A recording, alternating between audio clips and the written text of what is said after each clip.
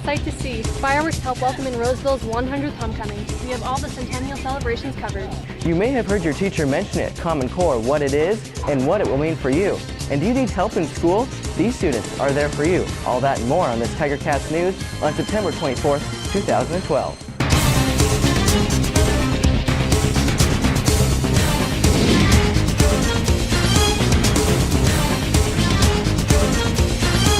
Hello, I'm Daniel Wetter. And I'm Katelyn Rolen.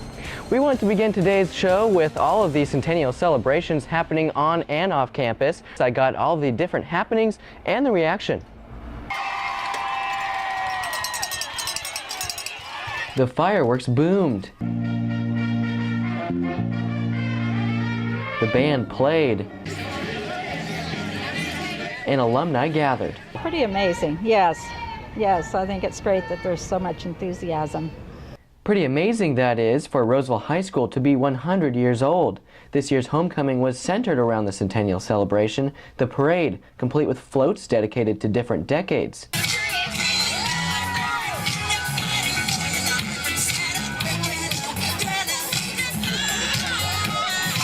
The court unveiling, even spelling out the word Centennial.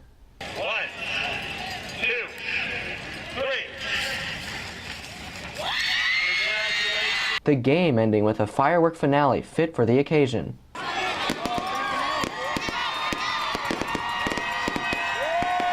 But that was only the beginning of the celebrations. A Centennial open house was hosted on campus to showcase the improvements Roseville has made over the years. I just met with some friends and had lunch together and wandered around. And this is the first I've been on campus since my son graduated here in '93. Okay, so a lot of things have changed then. A lot, yes. The Alumni Association also hosted their own event at Woodbridge Park that attracted hundreds of alumni. You can see more great photos of those fireworks and other celebrations on our website, iTheTigerNews.com. Celebrations aren't the only thing the Centennial has brought to Roseville. There have been several improvements to the campus, including paint on the Mechanical Arts building and new trash cans. They're not leaving the same kind of messes that we found last year. Couple of hot spots, but we're on it, and everyone seems receptive to keeping their campus clean this year. It could potentially replace STAR testing, and it's been hailed as the next great thing for education. Common Core standards have been picking up steam lately, but what are these new standards and what do they mean for students? I took a look at all of the impacts Common Core will have on students and teachers.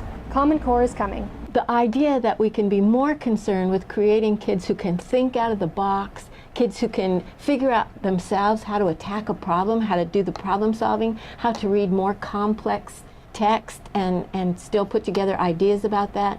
I'm actually really excited about the Common Core. Common Core is a form of testing that focuses less on fact-based questions and more on comprehension and a higher level of thinking. Are far from common. The change is that the testing will rely less on factoids, you know, the multiple choice sort of fact questions, and more on a student's ability to think critically. One thing the standards will focus on is literacy within all subjects. For example, the standard for algebra wants students to create equations and use them to solve problems. The promise of consistent, shared, and rigorous education standards for all students that align with college and work expectations. A new set of ambitious academic standards to set the foundation for even greater student growth and success. While this won't go into effect until 2015, it could mean a possible schedule change for students.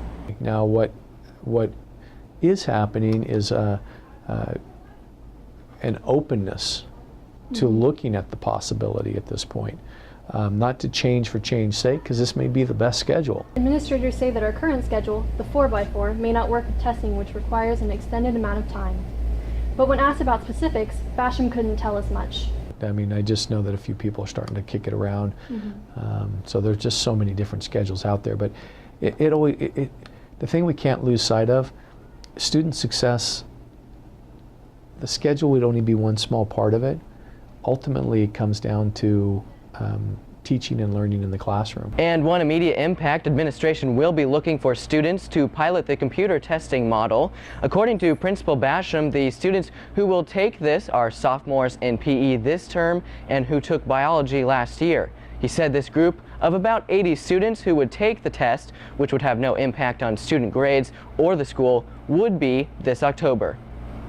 Another thing administration is focusing on this year are teacher walkthroughs. This program is designed to create a more collaborative atmosphere among teachers and administration.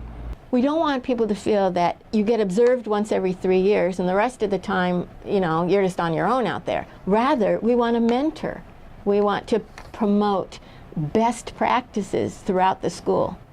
And although it's really difficult once school gets underway to actually get out into these rooms for 15 minutes, we're working really hard to make that happen. We also spoke to teacher Amy Maurer, who believes it will be hard for administration to distinguish between walkthroughs, which have no consequences, and evaluations, which do.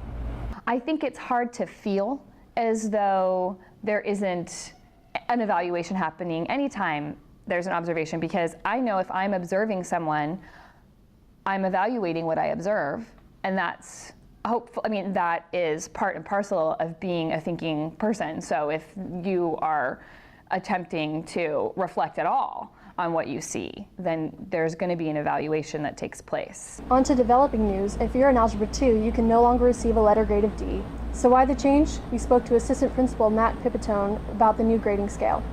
I know some students are unhappy about it, but usually at that Algebra 2 level, they're not trying for a D anyway. This new grading scale could mean students will want to raise their grades, and there's a new program here on campus to help students do just that. From this, I've always struggled in math because I've never really had anyone to help me at my house. So I would never really have anything to do. I just fail. to that. Not missing assignments, but now I'm down to 6? And I'm gonna get them done. They're pretty easy. Freshman Gilbert Escalante is one of the many students getting help at school. Y plus 5. But not from who you think he would. What's -3 or what's 3 times 8? Students are funner than teachers. Escalante is part of the new Students Teaching Students class at Roseville, and the class is exactly what the name says. We tutor anyone who comes in and needs help. If we can do the subject, then we help them with it. Tutors work with students to help them reach higher grades, and some say it's already helped them. Yeah, my grades have been up all the time. Yeah, it's helping me with my homework and helping me learn new things in math. But it's not just helping those struggling in school, it's gratifying to those doing the teaching. I don't know, I like helping people, and sometimes during lunchtime tutoring, it's just kind of gratifying when somebody's like, I get it. There are also after-school tutoring options available, and if you're interested in helping tutor after school, there's one more perk. You get paid. Those interested can see an administrator for more information. And that ends our show today. We'll be back next week with some surprising numbers relating to the freshman class. Don't miss it. Until then, you can catch all the latest news and sports online at eyeofthetigernews.com. And don't forget to check out TigerCast Sports at tigercast.eyeofthetigernews.com. Thanks for watching.